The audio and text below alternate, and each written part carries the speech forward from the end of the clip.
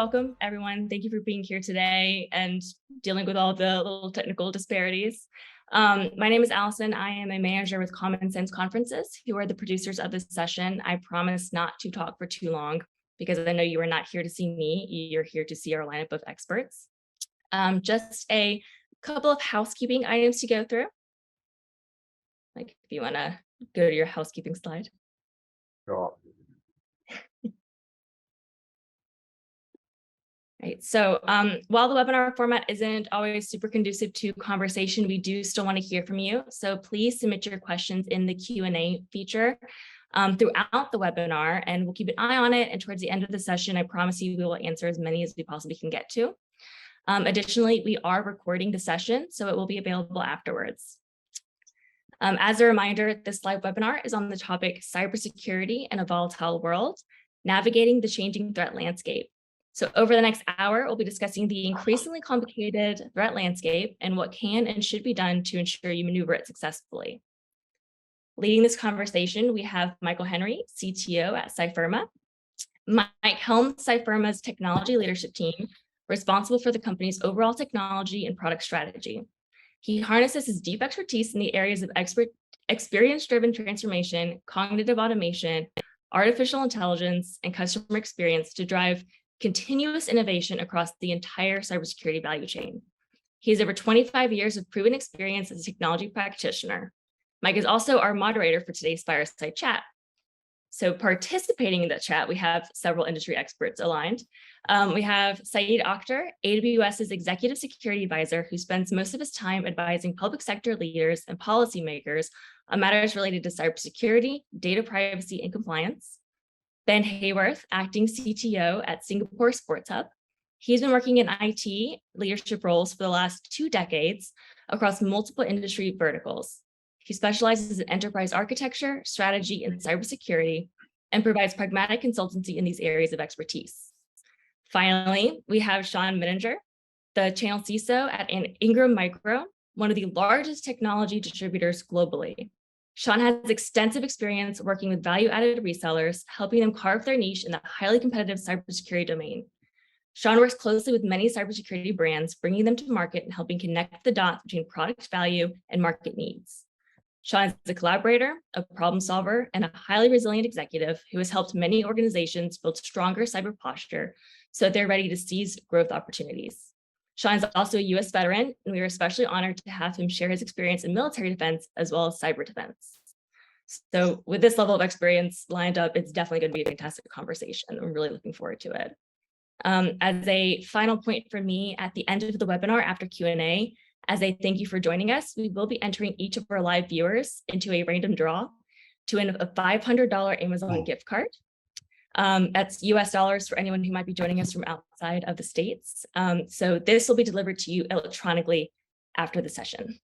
Now, with all of that being said, I'm going to cede the floor to Mike Henry of CYFIRMA.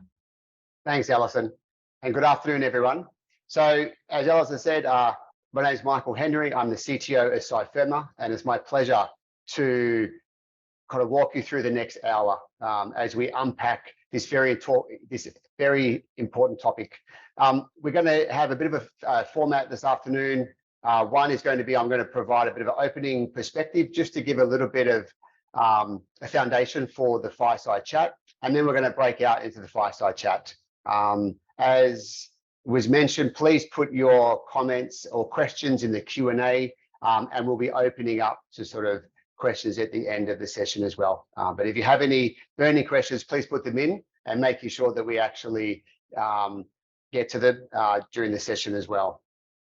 So as Allison said, the whole session today is really to provide a practitioner's view of the world we're living in, and making sure that we understand from different perspectives how we start to navigate this kind of volatile world that we are in, and all the complexity is actually getting more, I guess, profound as we're moving forward.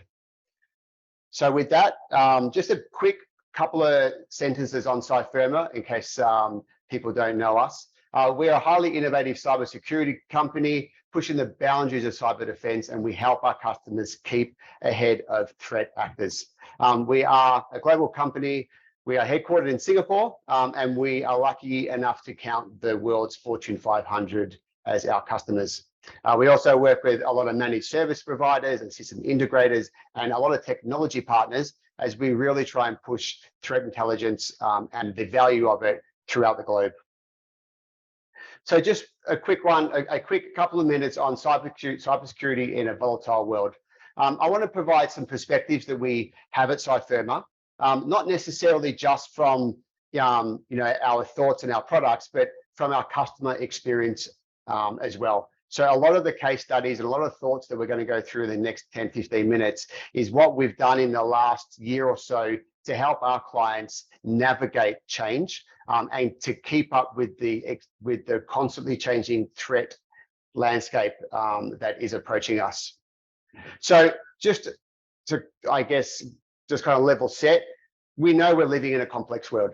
So just recently, the World Economic Forum released their report for their global risks in 2022, and it put cyber risks features alongside important topics like climate change, mass migration, and so forth. So cybersecurity is at the front and center of everyone's mind. It's not just a technology problem anymore. We are seeing it leak into our personal lives, and this is this is more of a front of mind topic for the everyday citizen as we start to go into 22, 23, 24. We've had a lot of change over the last couple of years, working from home, increasing the need to quickly change the way that we work. We've opened up our environments to a lot more third parties than we normally do. We have a lot more use of APIs and sharing data, and this decentralized security model has really opened up our attack surface. And with the proliferation of IoT, edge computing, NFTs, Web3, we are going digital everything, and it is causing a lot of what the World Economic Forum is now touting as digital distress. We are consistently trying to keep up with technology, to keep up with the demands where our consumers want to go, but where the industry is also going. And we are having increasing problem keeping up with threat actors, leveraging or exploiting the speed of change that we're going into. As I mentioned, we've opened up significantly our supply chain complexity. So with the changes in the world, different supply chains some supply chains have closed down, some have opened up. And from a third-party risk perspective, we are continually opening up ourselves from an organization perspective to work with new partners. And this is often done at speed as well. So the normal due diligence that we've had doesn't necessarily always kind of put in place. So it is putting more complexity into our environment. We have increased regulations and some compliance. There's a lot of government regulations around the world now mandating that companies do certain things around cybersecurity, and the increased costs of cyber insurance. We are seeing now the reassessment of how insurance underwrite to limit their exposure around ransomware. So as organizations, it is getting harder to navigate the future. And the more companies we speak to, the more we sort of come into it that the challenges that the companies are having are underpinned by the geopolitical unrest and the volatility in the world today. So we live in a world that factions are looking at harming each other, either financially, through espionage, and through reputation kind of impact. So we're seeing this more and more as the motives of threat actors. And as I mentioned, we've got supply chain shortages. So the procurement ecosystem in our environment is getting complex, and navigating that, ensuring that we keep up not only with our own internal risks, but the risks of our third parties as well. We have a divergent recovery from the pandemic. Different countries are recovering a different way. There's still countries that are slowed down, which is again causing, as I mentioned, supply chain, but also the way that we interact with different companies in the world. And this is really providing a digital divide between different countries and the way that we would interact with different companies. And cyber criminals are exploiting this, and they are harnessing this more, and they are more active than ever. And unfortunately, they're more successful than ever as well.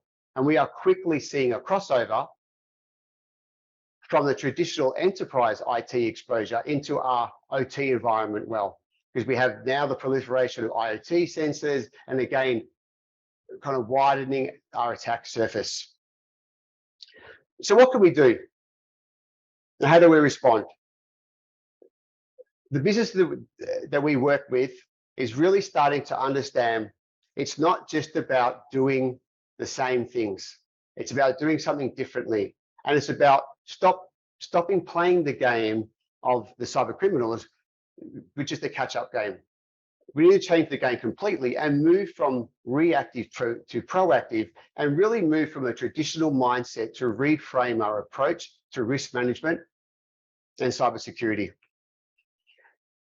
We all know we need to elevate cybersecurity beyond IT and anchor it to a business risk and impact, and the importance of, when we're discussing with the board and discussing with different parts of the business, is to link cyber risk to business risk and to business impact, and discuss the business impact as opposed to the actual cyber risk itself.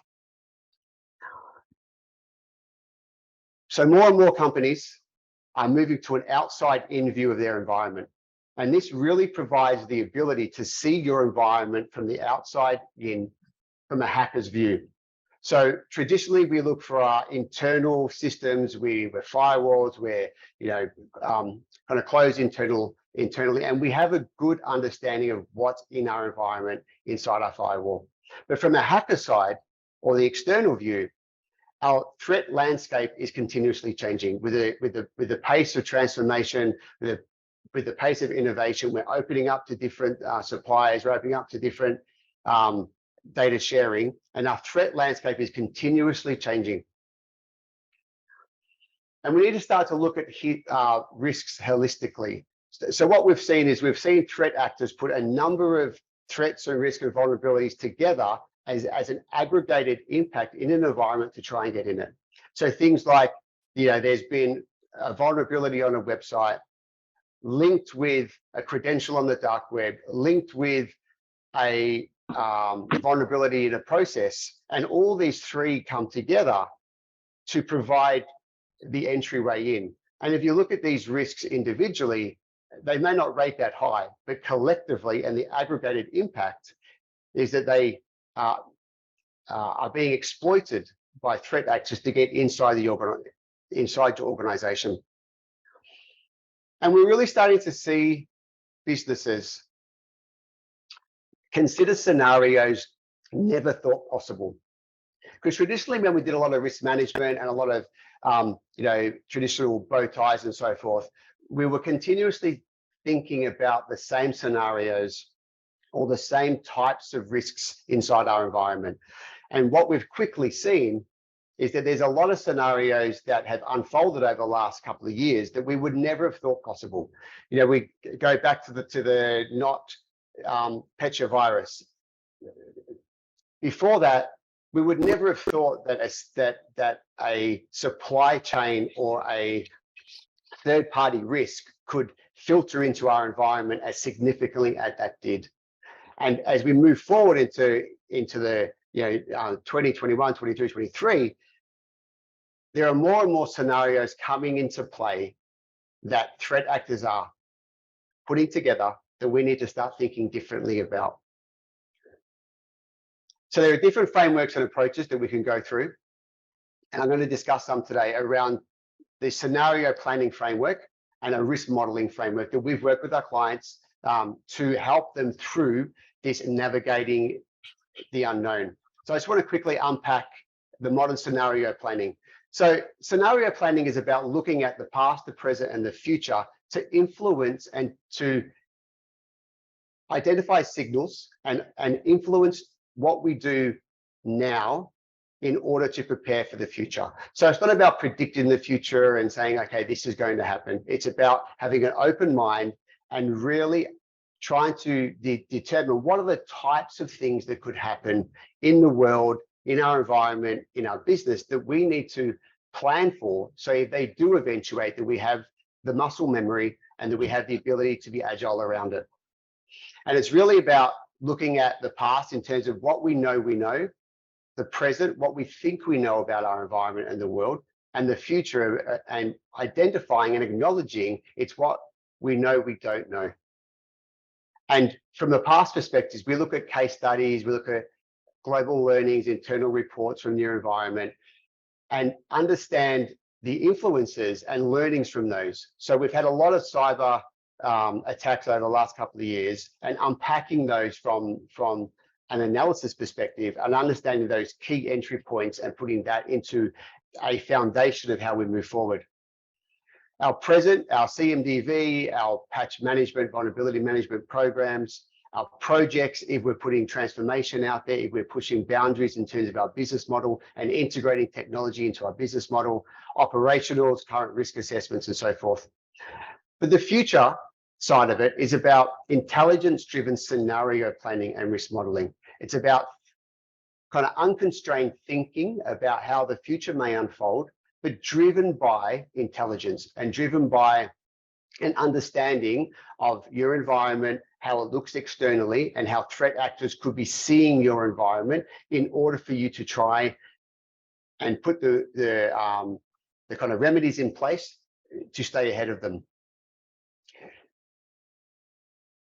So when we go through this process, we really get a cross-section of the business involved, and this helps reduce the group think, because someone has a great idea and someone builds on that, and you know, we don't necessarily challenge things appropriately if we're traditionally from the same team, and we really ensure that all the scenarios that we go through are unique and that they provide some sort of level of understanding how the future may unfold.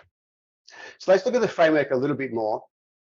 And as I mentioned, it's about looking at the past and the future to determine what we do now in order to plan for the future, right?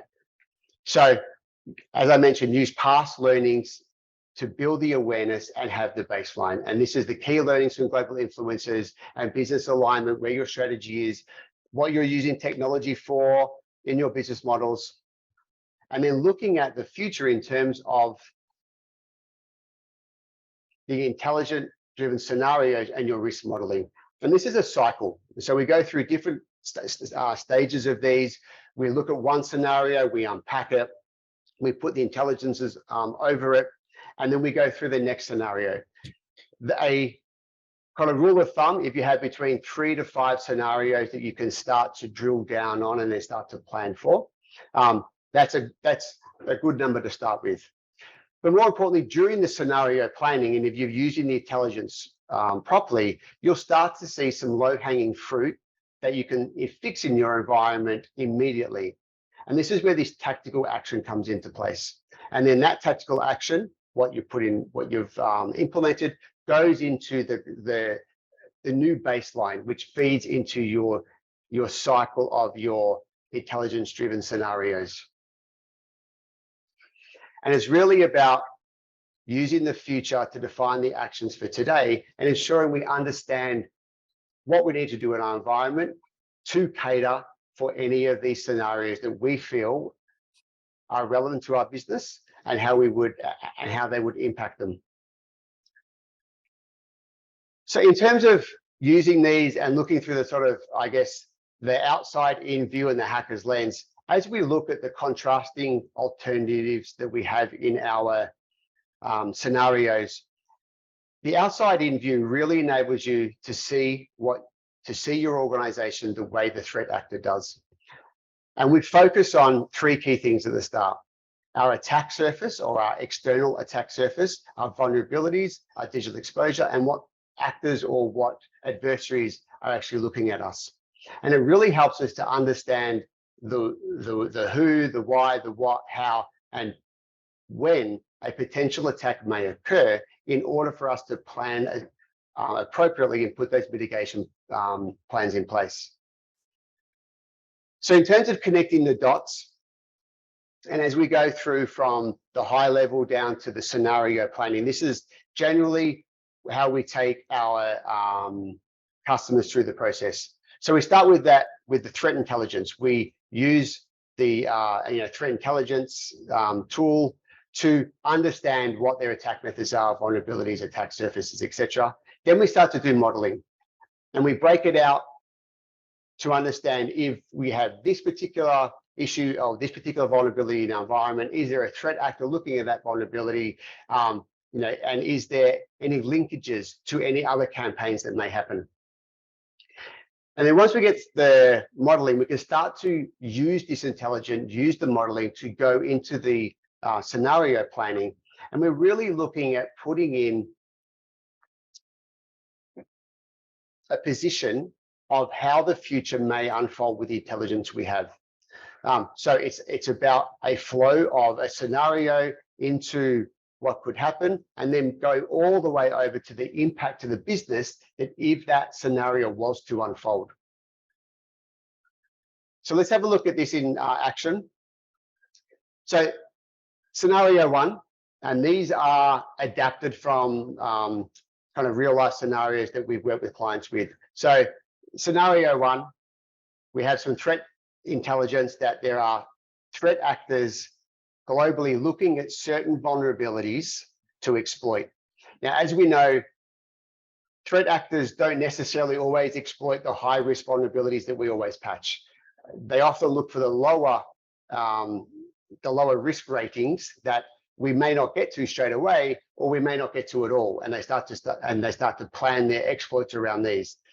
So the intelligence around what threat actors are looking at, what intelligence is key to understanding if that's going to impact our environment. So, and the next stage is to understand if we have any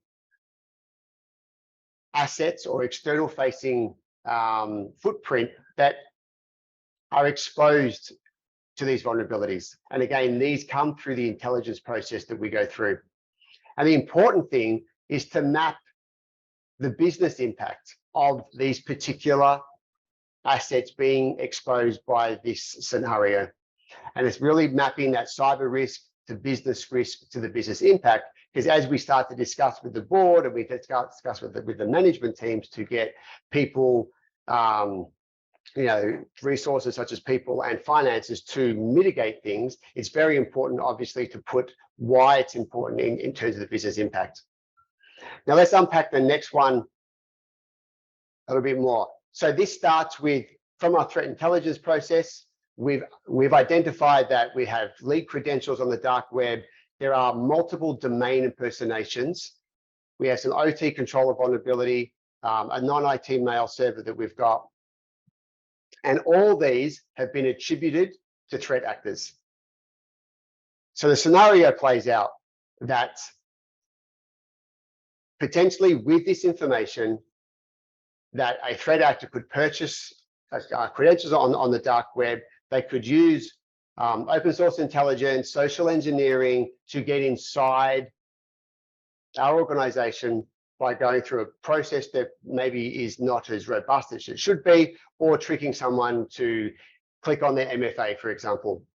And the threat actor compromises, it gets in, they traverse into our OT network, it gets compromised, exfiltration of data and IP, and data encrypted as well. So from a business impact perspective, we can start to see if this scenario was to unfold, there would be financial impact, reputational impact, human impact, and legal impact. So when we start to determine how we would cater for this scenario inside our environment, we work backwards from the right-hand side over to the left, saying, this is our impact, this is what could happen, and this is what we need to stop. So from an intelligence perspective, not all intelligence is created equal, and generic intelligence isn't enough to help us through this process of intelligence-driven scenario planning. We need personalized and curated intelligence to your company, to your sector, to your geography, and to your technology stack, which is able to be attributed to threat actors and active campaigns. It needs to cover the broad range of exposure, from your external attack surface to your exposure on the dark web and your risks around that. Brand intelligence and reputation intelligence. Is anyone looking at your executives to impersonate them, etc.? Your vulnerability intelligence, not just vulnerability management, and your overall situational awareness of your sector you're in and the geography. Because what we're finding is that a lot of our clients aren't necessarily being directly targeted. They're part of a wider campaign that is looking at a sector or a country, and they are collateral damage or collateral actually in that process. So there's a lot of tools out there, and the more tools you have, the more overlap there is and the more noise there is as well. So it is ideally that the intelligence is aggregated or comes from one tool or one source to enable us to go through this quicker. And in terms of the aggregation process and the modeling process, we can do this manually, but it's often better to do it inside a tool set, because then you can use the AI machine learning to look at scenarios that may not necessarily be evident to you or your team, because things are often missed in terms of these linkages as well. So with that said, we'll open up to the Fireside chat. I'm going to stop sharing so we can see everyone on the screen.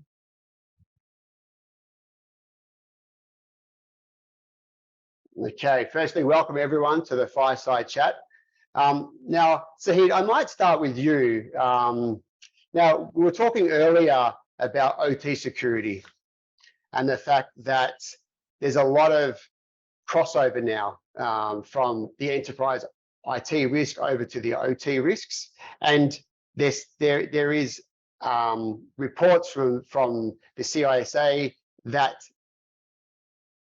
ransomware and destructive attacks represent 28% of breaches amongst critical infrastructure. Now, just from your perspective, what do you see companies doing to secure enterprise differently to OT? Should it be different? And what are your recommendations?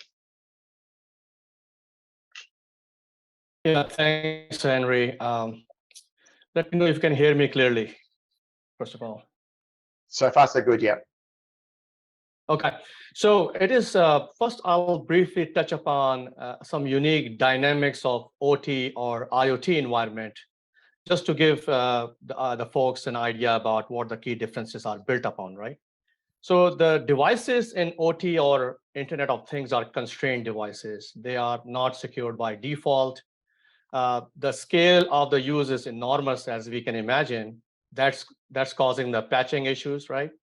And the ownership is complex, so is the supply chain model. And then location is also important, whether it is deployed in a factory plant or production plant, or on a military base, or deployed in a forward location. Okay?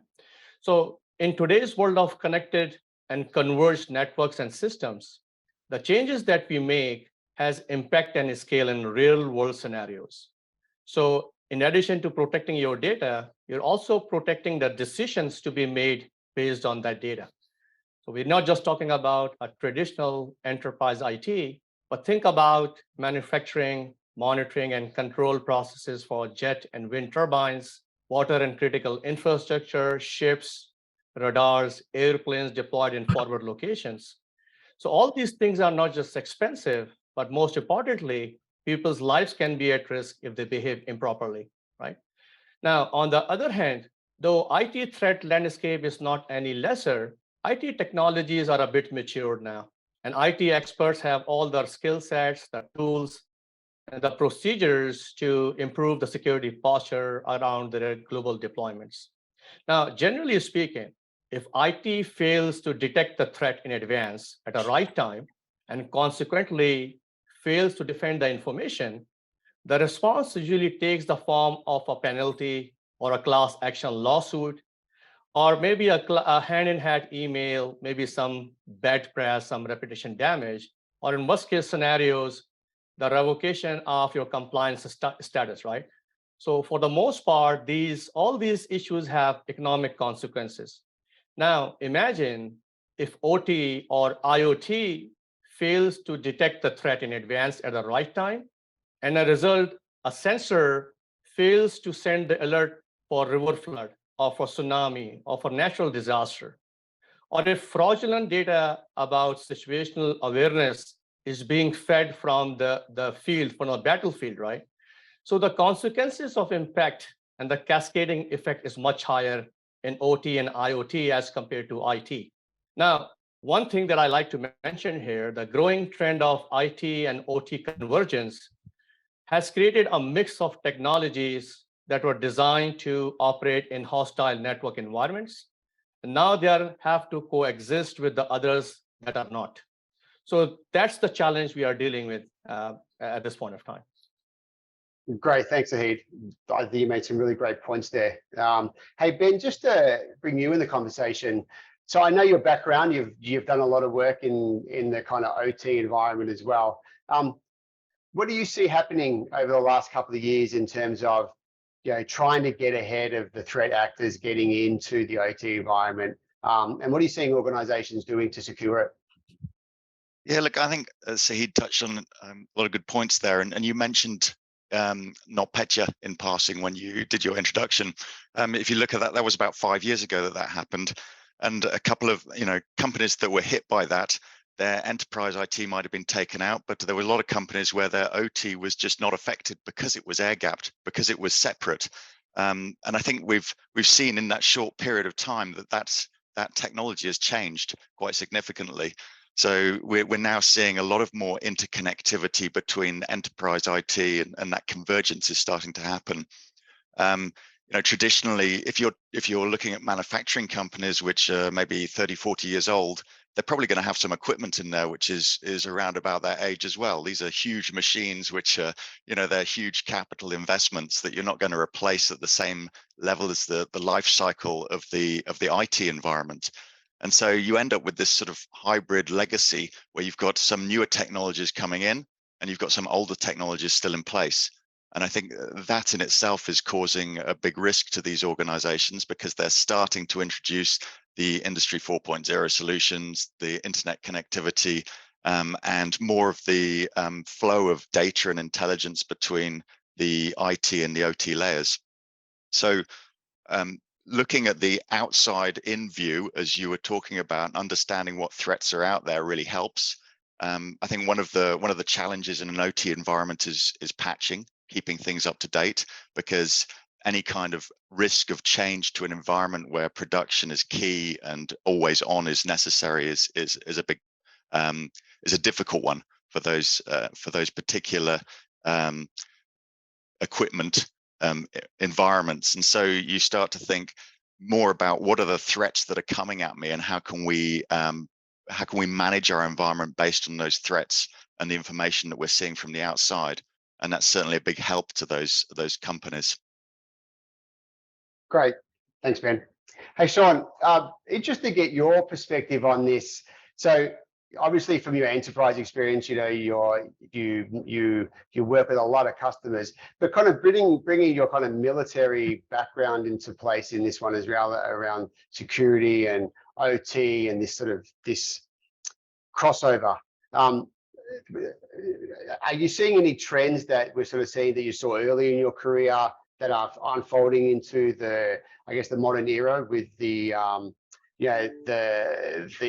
convergence of IT and OT? Very much so. Early in my career, honestly, if you're talking about kind of the defense industry, it really was completely separate in people's mind, even in our own governments. Now, though, I think there's a big recognition that the well-being of our countries is related not just to the condition of our militaries, the defense, but actually our infrastructure. You see in most countries now are looking at the fact that the infrastructure itself is part of the resources that need to be defended. And so when you look at it like that, you start realizing, wow, this is a big issue. Let me give you an example. Energy is a big deal. Right now, in the situation going on in the world, that's very evident. Okay, access to energy is a very big deal. Now I'm up here in Texas. we do a lot of energy up here, and it's getting ready to head into the winter time. I know you folks in Singapore, it's a little different season for you, but we're getting ready to run into the winter. Now, if you're an energy company, their energy companies have a huge impact on a lot of what we do, on the security of our country, the security of our people, and the security, honestly, of the financial system even. We are seeing impacts of the energy sector all over the world. Well, what does that have to do with OT? Well, I'll tell you what, energy companies have had to been dealing with a very distributed assets and capabilities all over the world, and also being a threat. Energy companies have been under threat, and they've had to deal with the fact of how do we secure all these components that are all over the world and still manage to control them. You see, the thing is that connectivity, all right, as the internet's grown and as connectivity is great. It's wonderful. It allows us to manage and monitor in a much broader way, in a much more distributed environment. But guess what? That same connectivity, that same ability to centralize control of a distributed assets also means that your footprint and your threat environment is very different. To give you an example, in the energy sector, all of the devices nowadays that are out in the middle of the fields, use the example in Texas, they're all connected, every single one of them. And the thing we always have to remember about the OT is the developers are not really focused on security. They're focused on functionality. And so we have to figure out how we can take what their focus is, which is that functionality, the features, and how we can, as Said said, we don't get an opportunity to install an endpoint protection or something on that. And so we have to architect things in such a way that we are maybe segmenting and mitigating the ability to get into it. So to give you an example there, you want to make sure that you don't have the ability to, well, we've talked about with third party. And forgive me, I'm going to go back to the analogy with the energy. The energy sector, it has third parties doing everything. Anywhere from driving trucks out to a well. The well is connected. The truck is connected, believe it or not. Well, those are all run by third parties. So it's not just that the major Chevrons and Exxons have to know what they're doing, but everyone that they contract with, the supply chain, they have to be secure as well. And so it's a very, very complex environment, far more than it was when I first started in our industry, where we had to make sure that our weapon systems were secure. Nowadays, it's the entire infrastructure that has to be secured, and it's much more complex. Yeah. I think the saying goes, if you can connect to it and it's somewhat smart, it's vulnerable, right? Yeah. I don't even know if it even has to be smart. It just has to be connected. Somewhat smart. Yeah. Okay. So let's talk about cloud. Let's talk about cloud security. Zahid, I might come over to you. So obviously, in the kind of modern world, we are more of a kind of hybrid environment. Some people have a lot of cloud, some people have a small amount of cloud. We're transitioning more workloads to the cloud. In terms of your experience and how you, I guess, guide your customers around security and around threat intelligence in a cloud or a hybrid environment, what are the key things that you sort of recommend and what you're seeing in the industry? Right. So first of all, understanding the environment where we are going, right? So I'll just take maybe 30 seconds overview on that. So with the digital transformation, and we just talk about fourth industrial revolution, we are now heading towards a smart, intelligent, and adaptive network, where billions of digital transactions, API requests, and data streams are exchanged almost every second, and that need to be uniquely authenticated and authorized, right? The move to remote and hybrid has transformed the workforce, and it has created a catalyst for security and IT leaders to explore security architectures like zero trust, adoption of principle of least privilege, and most importantly, threat detection closest to the source. Because of highly distributed architectures and increasing patterns of peer-to-peer communication, as opposed to client-server or centralized architectures, none of that is possible without security at scale, right? Now, the second thing that we all, I think we understand, but it's important to double click on that point is the source of data is increasingly coming from the connected edge, whether it's devices, whether it's gateways, right? Whether it's different CASB projects and XYZ. And customer wants to accelerate the data to decision process on a very large data set and take actions in some cases within milliseconds, right? So we all are security experts. We understand the security is best served when the threats are detected and mitigated closest to the source.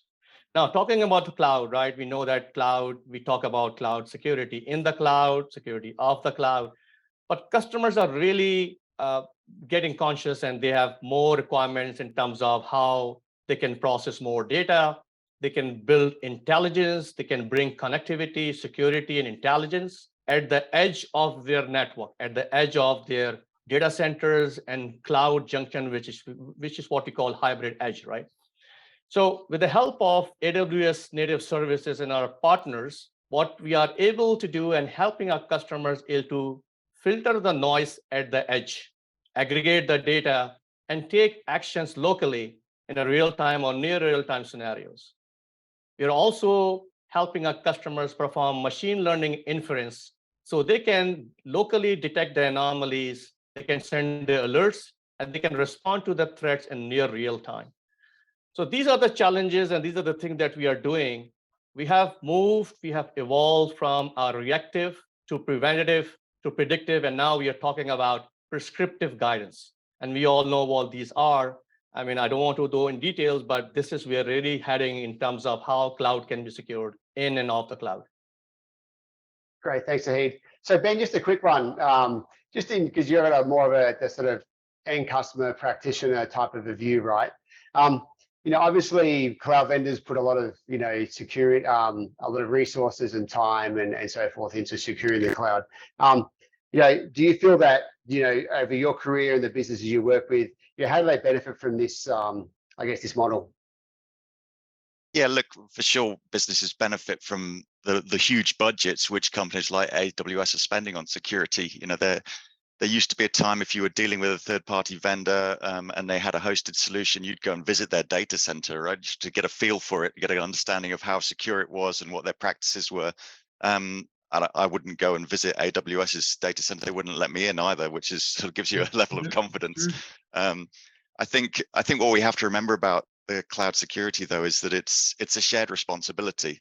So in the same way as the manufacturer of your car might put an alarm on it or make sure the windows are secure and you can't sort of easily get through the lock, you still own the keys. So if you leave them on a table somewhere, then your car is probably gone.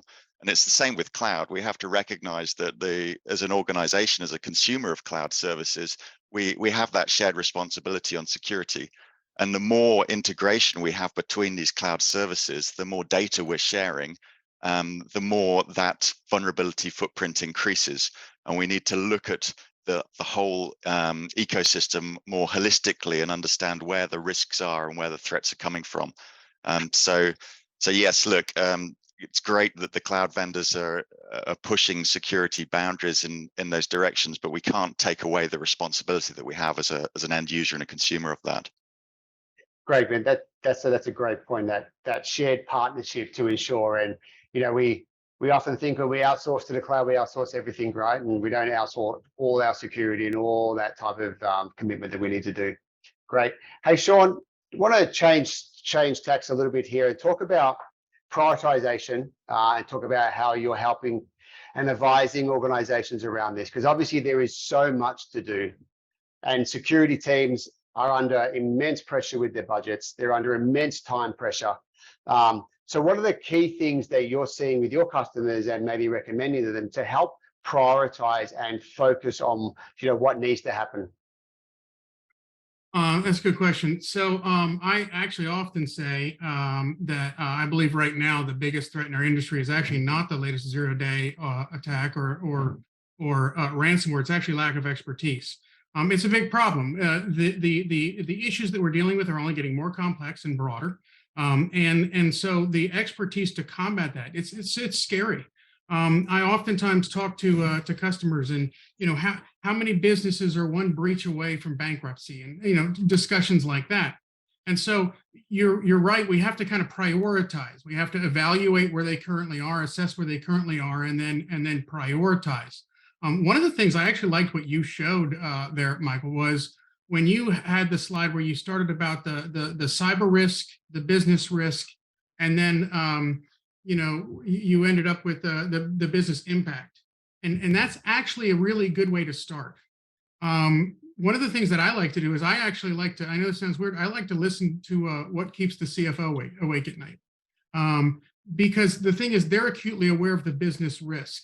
And it's oftentimes you have to think about when you're prioritizing, who are you talking to? Are you talking to the IT manager who looks at things from the cyber risk, that threat environment? Or are you talking to the C-suite who is looking at things from the business risk side of things? And you actually have to link all of them. You have to be able to make a case that says that threat has a direct impact on your business. So that's why I liked how you put it there. So that helps you prioritize. If you look at one of the biggest things I also do when I sit down and start to evaluate, kind of coming in as a CISO and helping customers, security is scary. And as you mentioned, the threat environment's only getting more complex. We are now dealing with nation states and organized crime that have resources far more vast than ever before. And so one of the things I always do is, where's your data? Where's your data? You talked about, say, the cloud, and Ben, you talked about the cloud. I think you're 100% right.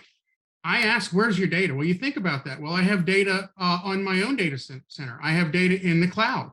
I have workloads. If you think about service-oriented architecture now, where everything's built as microservices, that's great because now I can distribute those workloads all around the world in data centers on AWS anywhere in the world. And I can provide services to my customers, and I can provide services to my own internal needs, business needs from anywhere in the world. But that comes at a price because now I have to figure out how to secure that anywhere in the world. And all those microservices that spin up in container clusters for everywhere automatically, that's awesome as far as capabilities. Developers have done a really wonderful job, but that's challenging for us. We have to figure out, as Saeed said, what about API security? Because remember, when we're talking about where's your data being used, where's it resting, and where's it being data in motion, where's it being transferred? You have to be able to deal with those everywhere, wherever your data is. So follow the data. That is the biggest thing that when I start sitting down and I talk to a business, I say, look, let's look at what your business does and what is it that enables your business to do that? Start there. Great. Thanks so much. Hey, Saeed, just to bring you back in, what are you seeing in terms of clients in terms of prioritization, what they're looking at, what they need to, and what their approaches are?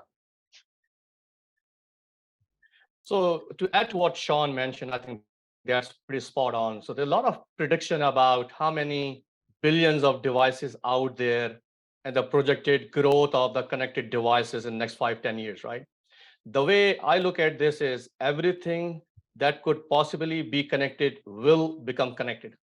The problem is that connected does not mean secure, and security without a scale won't solve business or mission problems.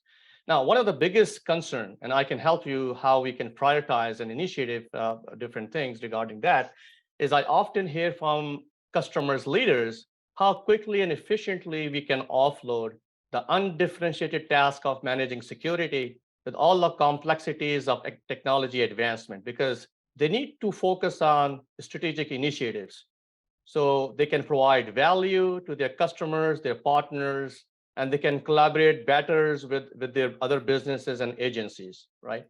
And so there are two things I really like to call out here in terms of how to prioritize. First, invest in the people and processes component of your digital transformation journey, because that is an often overlooked area. We live in a world with limited resources and surrounded by all kinds of risk, right? It is the creative mindset and the right skill set that finds a solution to the most complex problems by reducing the risk to an acceptable level. So secondly, on the technology side, I would highly recommend, if you have not already begun, go for accelerating your cloud adoption, because you can acquire substantial amount of zero trust capabilities by simply subscribing to Amazon Web Services and leveraging our partner solutions like yourself, like CYFIRMA, right? So I think that's the two key things I like to prioritize in terms of how we can tackle these challenges. Awesome, thanks. We got a lot of questions coming in, so I might interweave some of the questions into the chat. So one for you, Sean. So when you mentioned nation state actors and from the military and so forth, right? Do you think that an international regulating body would be constructive in cybersecurity, and is that something that you think is even possible or could be successful?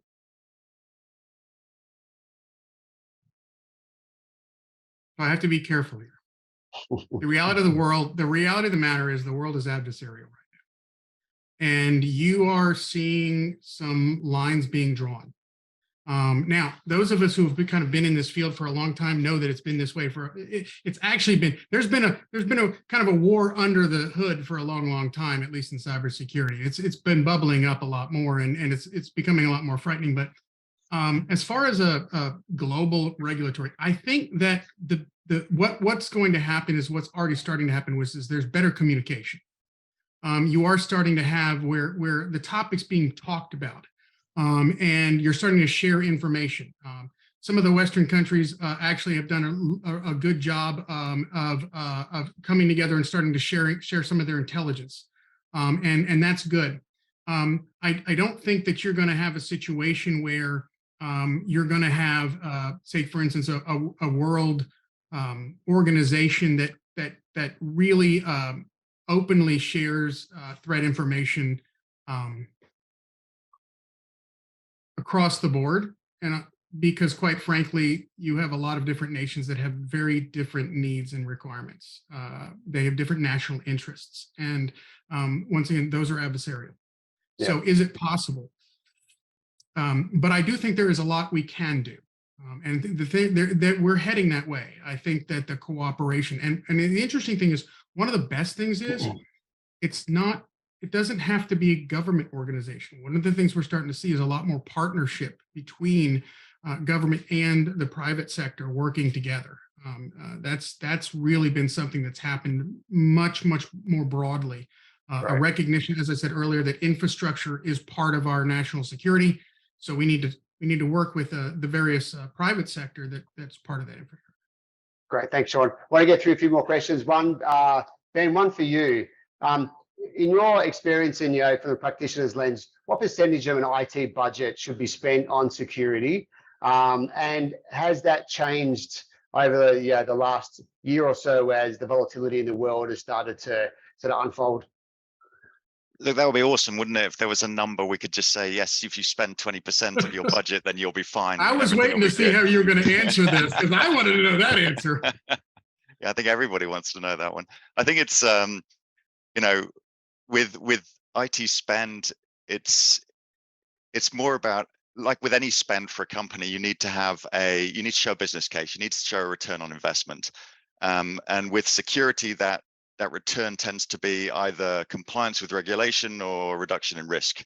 Right? Compliance with regulation generally is a bit of an easier sell because the implications of a non-compliance could result in, financial charges or even jail time for senior officers, which is quite a high motivator for getting that sort of budget released. But when you're talking about risk reduction, you really need to better understand the risk appetite of the organization that you're talking about, and that varies from industry to industry. You can't take the same rules for a hospital and apply that to a retail outlet. It's a lot of the similar baseline exists, but it's quite different. So understanding the risk appetite of the organization, but also understanding what are your threats which are out there, what are the things which are going to cause you a problem, and you take those two things and couple them, and you will quickly put together a business case which your board and your senior leadership can get on top of. Great, thanks, Ben. We are in the interest of time, so what I want to do is just go around from 30 seconds to a minute max, Sean, and just get your thoughts in terms of, so we've spoken today about the evolving threat landscape, organizations needing to keep ahead of threat actors, and technology evolving at a pace that is unprecedented. And it's always unprecedented. We're always moving the dial on something, right? So as we move into the kind of new year, what are your sort of top 1, 2 cybersecurity challenges you see for the coming year? 30 seconds or less. Go. 30 seconds. Wow, that's a challenge. Cybersecurity mesh architecture. Layered defenses are critical. We have more tools than ever. Being able to combine them together and manage them and operationalize them is very, very difficult. Manpower, as I said earlier, I think the expertise is one of the biggest challenges that we encounter. And so just throwing another tool at it is not going to solve the issue. We have to learn how to build them and integrate everything together. So I think the cybersecurity, the mesh architecture that's kind of been talked about lately, I think that's actually going to be critical. A centralized dashboards to be able to actually get a true picture. Was that under 30? That was like 27 seconds. Sahid, I might go to you next, and Ben, I'll close with you. Yeah, so as usual, I like to focus on the people and processes, because that's where we have most of the problems and challenges. So we have to have a mental model that is fully aligned between security and the business. Because the way I see it, if security in any shape or form, whether it's a solution, a product, or a process, if it has become an impediment to achieving your business outcomes, you're doing it wrong, right? Security is a business enabler. It is no more an IT or technology decision anymore. It is a cyber risk that is strictly tied to the business. So we have to make sure that we start with the business outcomes and use cases and work backwards, and then see which technology or a group of technology can fit into the equation and help achieve us the business problems, rather than focusing on or being over obsessed with the technology component alone. That's Awesome. my take. Thanks, Sahid. And Ben, lucky last, your thoughts. Look, I think if we're talking about current and future risks, we have to sort of consider the global unrest which is happening at the moment. And there's certainly a lot of activity out there, especially in the regions where there's warfare at the moment. And that warfare is happening not just on the ground, but it's happening on the internet as well. We're seeing, you mentioned earlier about being collateral damage. That's a big risk for all organizations, that they, depending on where they operate, they may not even be in an industry which is particularly at threat, but because these vulnerabilities are being exploited in the name of warfare, they then cause a risk to other organizations. And so it's important to be vigilant and understand that that's happening, and make sure that we're protecting ourselves against that where we can. Great. Thanks, Ben. And with that, we are at the top of the hour. So, Alison, I may throw back to you, and we will go from there. Yeah, absolutely. So I'll keep it short and sweet. Thank you so much, Mike, Saeed, Sean, and Ben, for joining us. And thank you everyone who dialed in as attendees. I think today's session was absolutely fantastic, and I know I learned a lot. So thank you.